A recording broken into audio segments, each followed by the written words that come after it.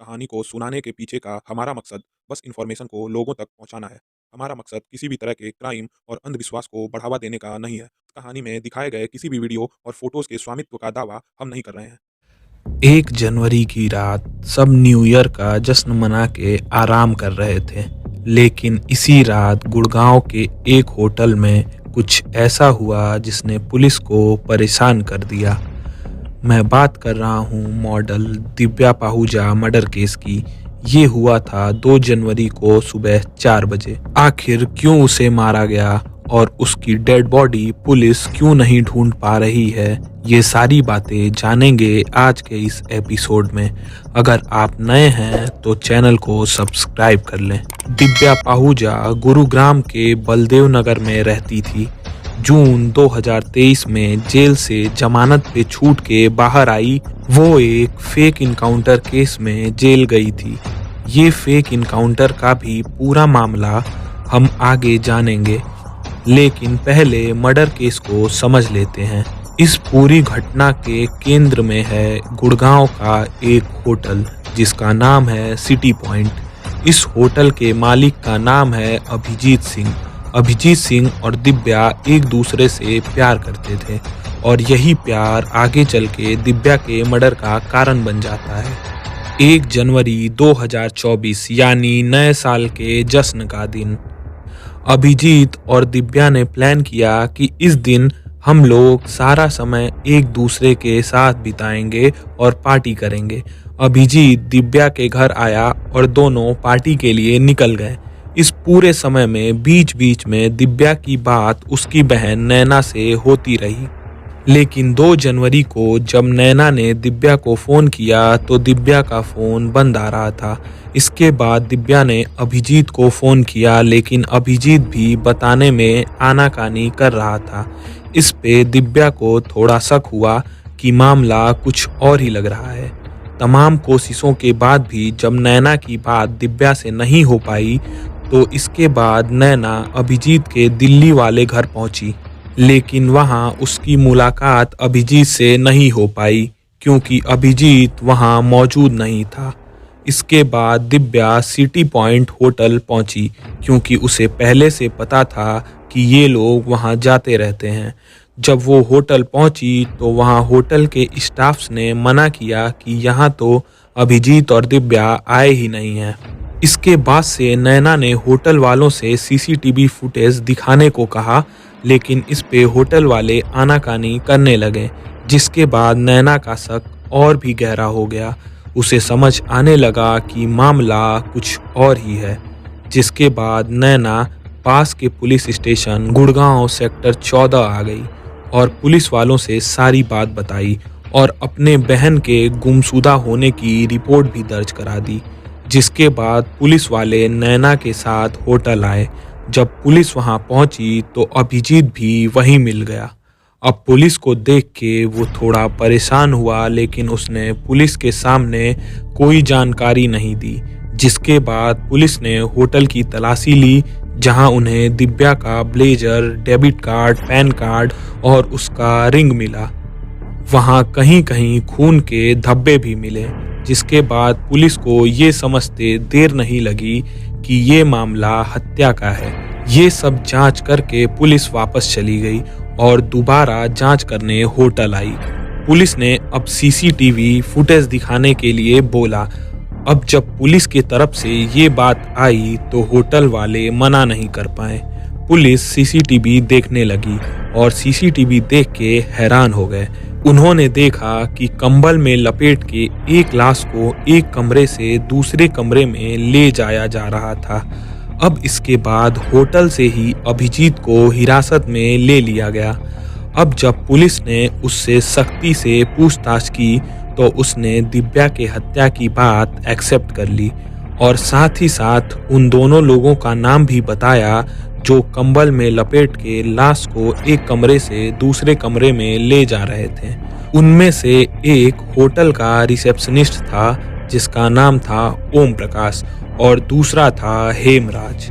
अभिजीत ने पुलिस को बताया कि दिव्या के पास अभिजीत के कुछ न्यूड फोटोज और वीडियोस थे जिसे लेकर वो अभिजीत को ब्लैकमेल करती थी और पैसे मांगती थी, और जब वो होटल लेके आया तो उन फोटोज़ को डिलीट करने को बोला, लेकिन जब वो मना करने लगी तब अभिजीत ने उसका फ़ोन छीन के उन फोटोज़ और वीडियोज़ को डिलीट करना चाहा, तो दोनों में झगड़ा हुआ।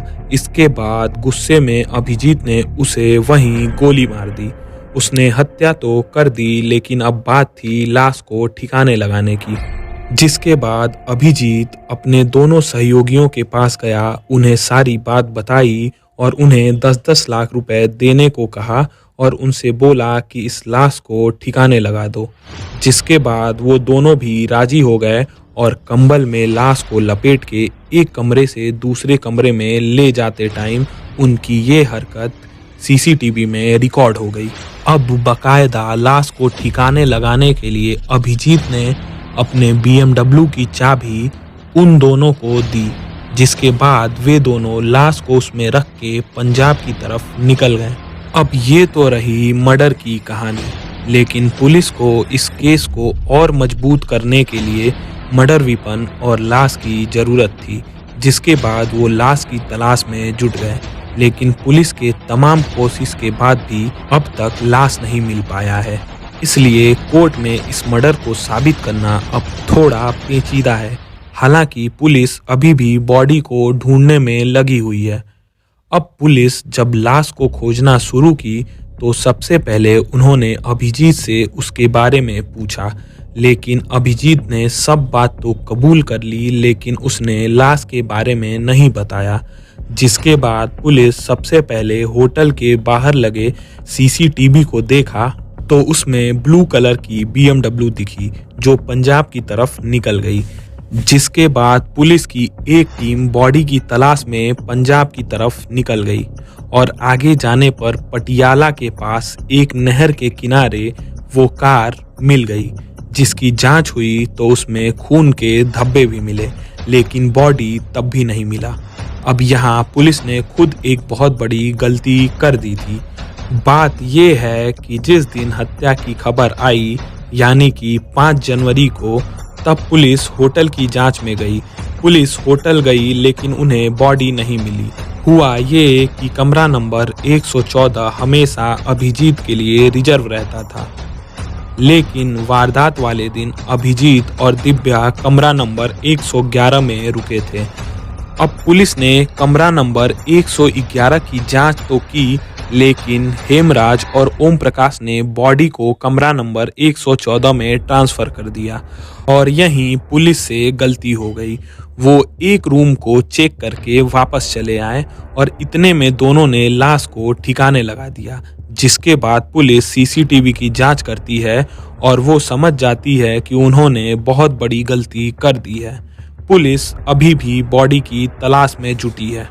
जांच में पहले खबर आई कि आरोपियों ने बताया है कि बॉडी कार की डिग्गी में है, बट जब पुलिस वहां गई और कार को बरामद किया तो बॉडी डिग्गी में भी नहीं मिला। अब पुलिस का शक है कि बॉडी उस नहर में फेंका गया है जहां उस कार को बरामद किया गया, और आरोपियों ने भी यही बात बोली है। जिसके बाद से एक गोताखोर की टीम की मदद से नहर में भी तलाशी जारी है। अब ये जांच गुड़गांव से लेके पंजाब तक जुड़ गई है और बॉडी अब तक मिस्ट्री बनी हुई है। अब पुलिस को ये भी शक है कि ये आरोपी उनसे झूठ बोल रहे हैं और बॉडी को कहीं तीसरी जगह फेंक दिया है। पुलिस इस एंगल पर भी जांच कर रही है।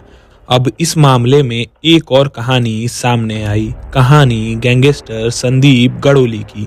असल में दिव्या की बहन नैना ने ये आरोप लगाया है कि संदीप के भाई ने ही दिव्या को मरवाया है। पूरा मामला ये है कि संदीप और दिव्या पहले रिलेशनशिप में थे। संदीप के ऊपर लगभग 35 केसेस थे, जिसमें मर्डर, लूट, रंगदारी आदि के केसेस शामिल थे। जिसके बाद हरियाणा पुलिस ने दिव्या को अपने तरफ करने का सोचा और दिव्या को पैसे का लालच देके पुलिस के लिए मुखबिरी करने को कहा। इस बात पर दिव्या राजी हो गई। संदीप दिव्या से प्यार कर बैठा था। अब इसका फायदा उठा के दिव्या ने संदीप को मुंबई के एक होटल में मिलने के लिए बुलाया और कहा कि वो बिना हथियार के ही वहां आए। संदीप उसकी बात मान गया और प्लान के मुताबिक हरियाणा पुलिस वहां पहुंच गई और इनकाउंटर में संदीप की हत्या कर दी। बाद में मुंबई पुलिस ने इसकी जांच की क्योंकि ये पूरा मामला मुंबई में हुआ था, तो पता चला कि ये मामला फेक इनकाउंटर का है। संदीप के पास कोई हथियार नहीं था, उसे गिरफ्तार किया जा सकता था, लेकिन उसकी हत्या कर दी गई, जिसके बाद पुलिस के कई अधिकारी और दिव्या हिरासत में लिए गए। ये वही केस है जिसके लिए दिव्या को जेल हुई थी और 7 साल बाद जेल से जमानत पर बाहर आई थी। ये पूरा इनकाउंटर संदीप के एक विरोधी मनोज ने पुलिस के साथ मिलकर कराई थी और यही कारण है कि नैना को ऐसा लग रहा है कि संदीप के भाई ने ही अपने भाई का बदला लेने के लिए अभिजीत से ये हत्या कराई है। लेकिन पूरा मामला क्या है ये तो पूरी जांच के बाद ही समझ आएगा। तो ये थी दिव्या मर्डर केस की अब तक की पूरी कहानी। अब आगे क्या होता है, कौन इन्वॉल्व है इस मर्डर में और बॉडी कहाँ है, ये जांच के साथ पता चलेगा। और कुछ अपडेट आता है तो पूरी स्टोरी मैं आपके साथ शेयर करूँगा। अभी के लिए इस कहानी को यहीं समाप्त करते हैं, फिर मिलते हैं एक और नई कहानी के साथ। तब तक के लिए नमस्कार, धन्यवाद।